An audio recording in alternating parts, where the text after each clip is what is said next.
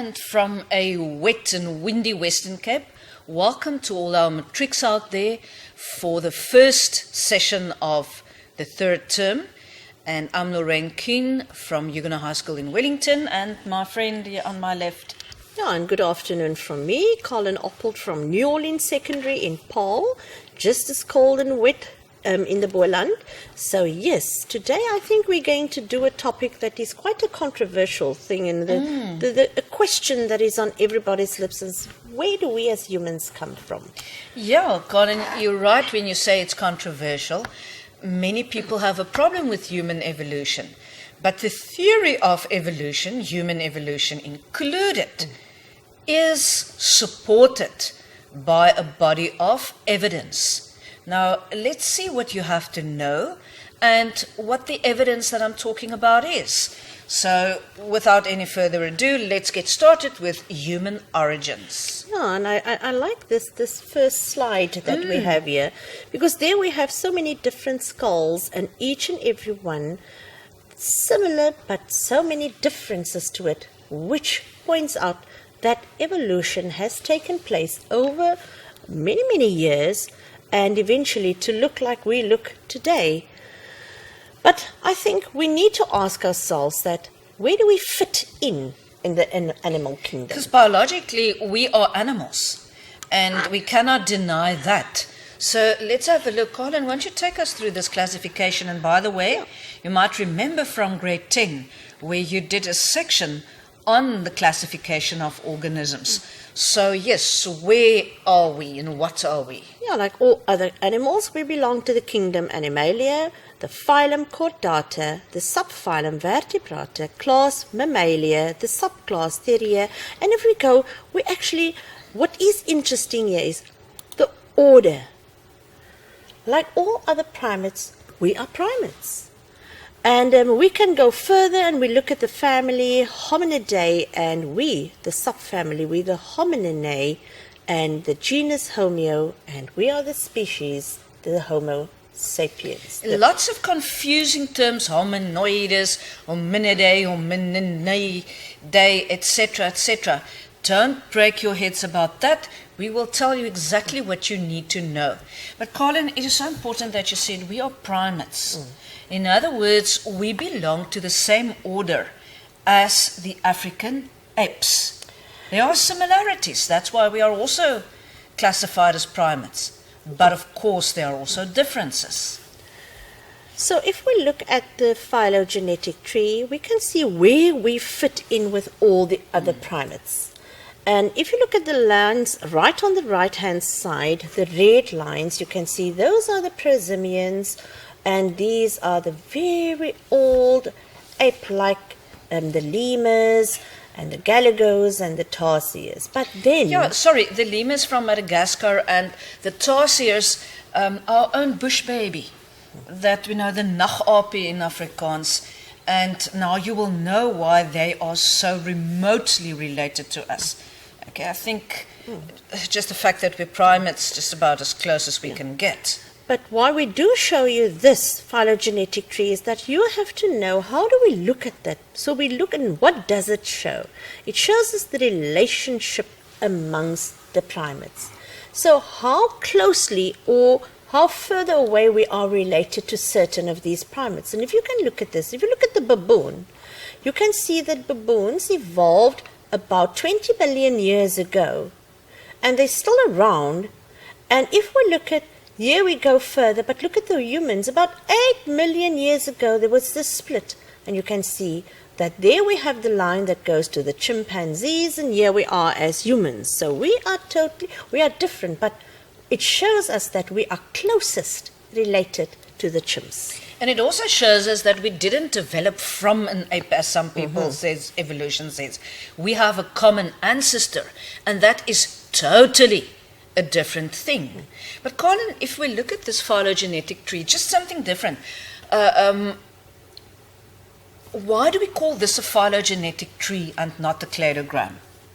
Because our learners need to know they might get a phylogenetic tree of human evolution. And why do we call it a phylogenetic tree? Because it shows the relationships between related organisms. and it also shows the evolutionary development.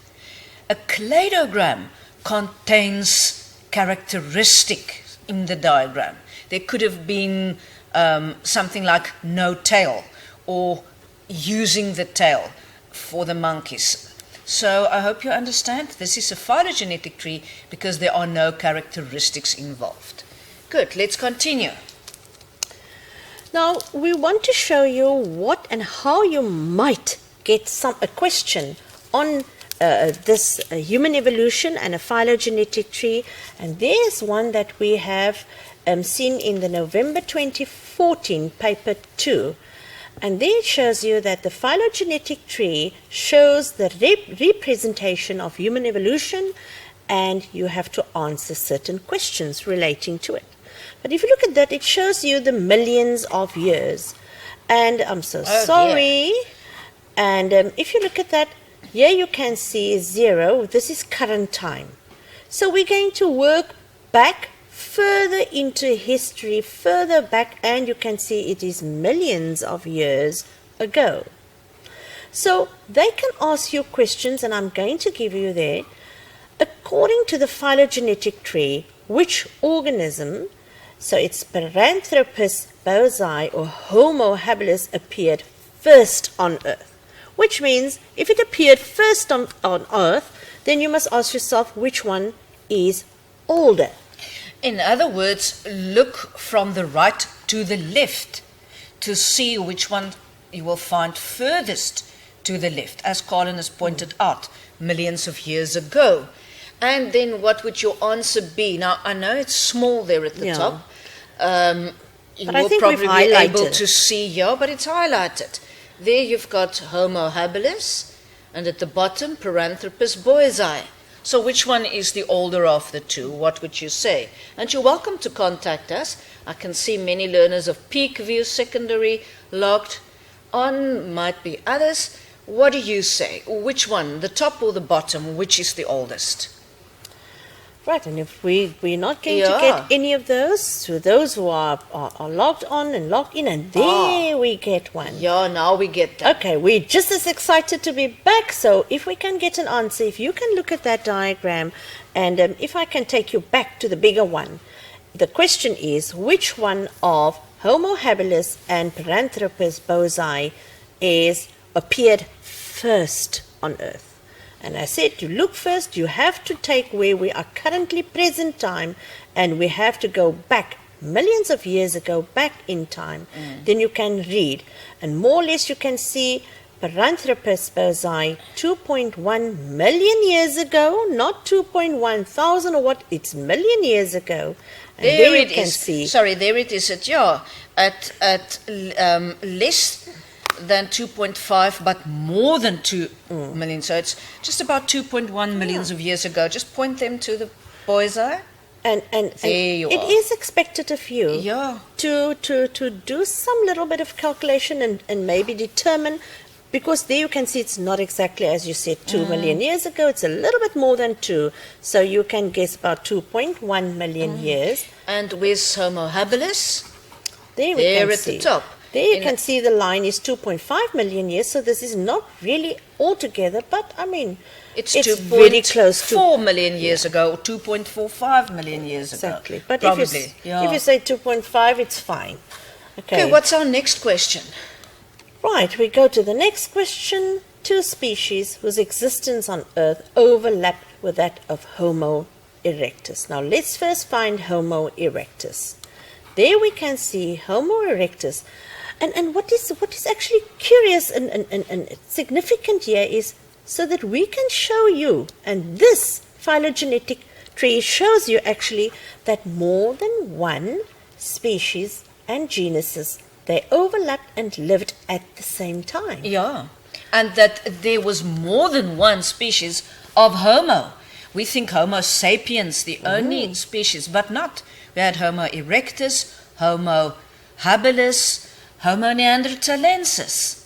And you need to know about them, and then, of course, read from a diagram such as this. And also, why we're showing you this exam question now, it's not about knowing the content. Yeah. It's about showing you how to interpret questions that are beginning. And because here, the questions relating here, the answers are all on that diagram, so you don't need to know content to really understand what's going on. So the question here was 2 other species that existed at the same time and lived at the same time as Homo habilis. Now, if you look at the question, just 2 species. Oh, Homo erectus. Yeah, with Homo erectus. They didn't say 2 species of Homo or 2 species of Australopithecus. So any 2 species would do the trick here. Now, there is Homo erectus. And in order to see which other organisms or species, in this case, lived at the same time, you just need to see. There's Homo erectus. Look here, which other ones overlapped? That's an overlap there. So Homo habilis, but also Paranthropus robustus. You can see it's the same time. Also Paranthropus boisei. There is this one, Australopithecus africanus, did not overlap. But look there, Homo sapiens overlaps with Homo erectus. So you have to give 2 names, but you actually have a choice of 4. Homo sapiens, Homo habilis, Paranthropus robustus, and Paranthropus boisei. Now, if they asked you 2 species of Homo, it would have been Homo habilis and Homo sapiens. So please make sure that you read questions carefully. Question 3. Yeah, and maybe not about the questions as such, but also to point out to them, but maybe it is one of the questions, is to show them that in this phylogenetic tree, you can see that we have different genuses that we work with. So it's not only the different species of Homo. You see, Homo is the genus. Australopithecus is the genus. And then there is Paranthropus, that is the genus. And then you get the species name after the genus name. So keep that in mind too, please. We've got 4 genera that they're talking about here. Ardipithecus, Australopithecus, Paranthropus, and Homo. Lots of big words, but it is as Colin has said. You're not expected to be able to draw your own phylogenetic tree, but be sure that you know how to interpret it. The following question was, which organism was the direct ancestor of Homo habilis? Now, how would they know how to work that out, Colin? Right, once again, it's direct. I'm going to the big one again so that it is more clear. Yeah. There's Homo habilis. And there you can see the dotted lines connect all of those who are directly related. But there you can see there is a speciation event. And a speciation event is where new species are being formed. Now, if you go back, you can see here that this is Australopithecus afarensis, and there the line goes. Here we have Homo habilis, and then you can see another speciation event from also a direct ancestor of Australopithecus afarensis. So there you can see the lines, they connect you and they tell you everything. So it's not that intricate or difficult to really decipher and work out the answers. But just keep your head straight, work and follow all the rules that you have to apply here and know how to interpret it. And I'm quite sure you won't have any problems. So